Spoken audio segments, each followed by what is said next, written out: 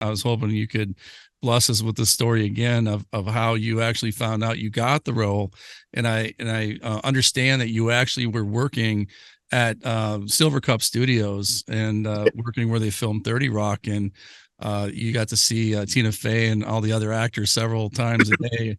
And so talk about that story, if you would, just about how you found out you got the role, and about working at Silver Cup, and who you told actually for the first time.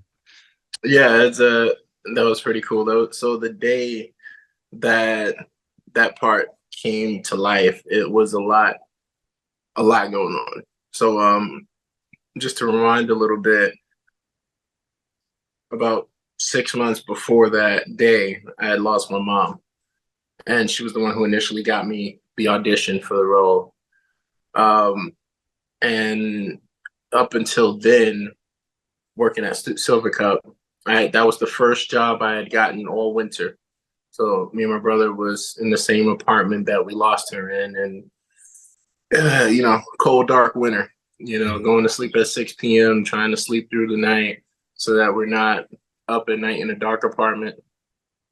I remember walking back and forth to my aunt's house every day to get food for us to eat. And I was back and forth from court trying to keep the apartment as long as I could because we literally had no money. And the last day of the job at Silver Cup Studios, I'm literally, I got a eviction call, like the sheriff's department called, and told me, I have 72 hours to get the stuff out, and I'm like, all right, cool, whatever. I get paid today.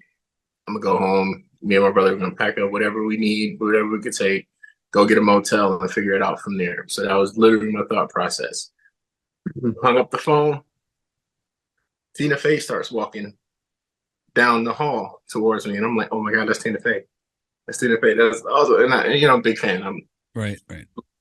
so she's walking towards me, and she's about like 20, 30 feet away, and my phone rings again. So I take it out of my pocket and I put it to my ear. I didn't look at it. And it's my manager. And she goes, Quinton, guess what? Now, it had been a year and 3 months since I heard anything from The Blind Side. But Wow, that long. yeah, Wow. what? Yeah, I said, The Blind Side. And she goes, how'd you know? And I said, wait, what? And I screamed into the phone. And at that time, Tina's closer to me. And she's like, what happened? She goes like the gesture, like, what happened? Yeah. And so I said, oh, I gotta call you back. I gotta call you back. And I hung up on my manager. And so that's when I told Tina. I told her Wow. I just booked the lead role in a major motion picture. Mind you, she didn't say that to me. My manager never said that. It was just I hung up on her. But Tina was like, oh my God, congratulations. Wait, I thought you were security. I said I was security, but now I'm an and so she was like, well, congratulations. And then she went on about her business. And then I called my manager back, and she gave me the rundown and said, they want to know if you still want to do the movie, and someone's about to call to talk to you about it. And I was like, hope you told them yes. I was like, yeah. So we hung up. They called and was like, hey, we're getting ready to start production on The Blind Side. Want to know if you still wanted to be Michael Orr. I said, let me check my schedule. Yeah. Yeah. I'm open. So they were like, oh, great. We can get you down to Atlanta as soon as possible and get the whole training process going. I'm like, define as soon as possible. Yeah, right. And they're like, well, the next day or two. And I was like, I can come tomorrow. Right. It was like, great, we'll get you down here tomorrow. So I was just like, can I bring my brother? Because I kind of have no place to leave him. Yeah. He said, no problem. I'll get you 2 first-class tickets. We'll see you tomorrow in Atlanta.